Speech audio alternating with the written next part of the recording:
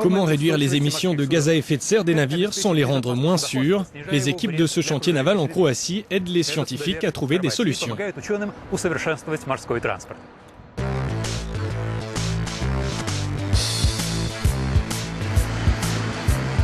Fondé il y a 160 ans, Uljanik est l'un des plus anciens chantiers navals au monde.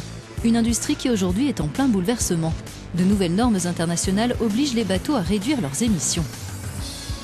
Reste à savoir comment faire.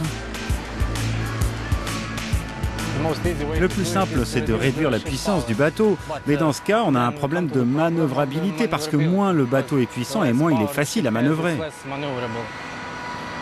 Et que se passe-t-il quand un bateau moins puissant est pris dans une tempête?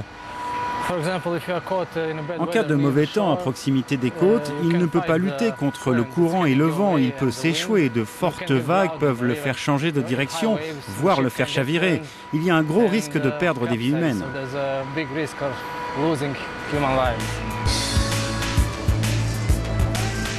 Ce cargo, destiné à transporter 7000 voitures, est en voie d'achèvement. Ses concepteurs ont transmis ces caractéristiques à des scientifiques qui, dans le cadre d'un projet européen baptisé Chopera, cherchent comment rendre les navires plus respectueux de l'environnement sans les mettre en danger en amputant leur puissance de propulsion.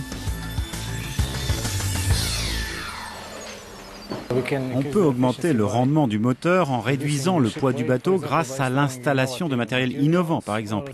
On peut aussi placer des systèmes de propulsion spéciaux devant l'hélice pour optimiser l'afflux d'eau à l'intérieur et comme ça, on peut aussi réduire les rejets de CO2.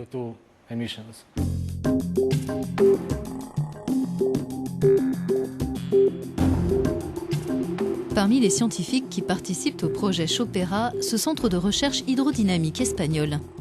Dans ce bassin de 150 mètres de long, on analyse le comportement des navires dans différentes conditions de houle. On peut déterminer si les passagers vont avoir le mal de mer, si la structure est assez rigide pour résister aux vagues et si le bateau consommera plus de carburant. Tout ça dans l'objectif, à terme, de limiter la pollution.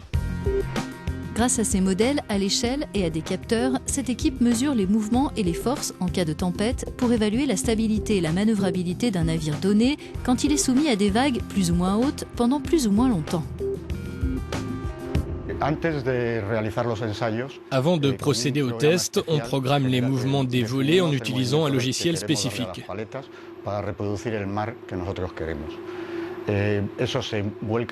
L'ordinateur contrôle 60 volets qui sont indépendants les uns des autres, ce qui permet de générer différents types de vagues.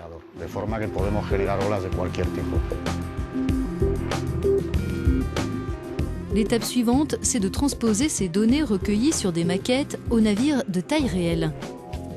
Ce qui est loin d'être évident, reconnaît le coordinateur du projet. Bien sûr, il y a toujours quelques points d'incertitude, mais ils peuvent être réglés grâce à l'expérience des chercheurs.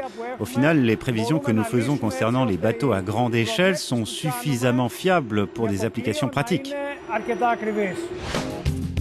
Ces connaissances nouvelles devraient contribuer à trouver dans le transport maritime le juste équilibre entre rendement et économie, sécurité et écologie.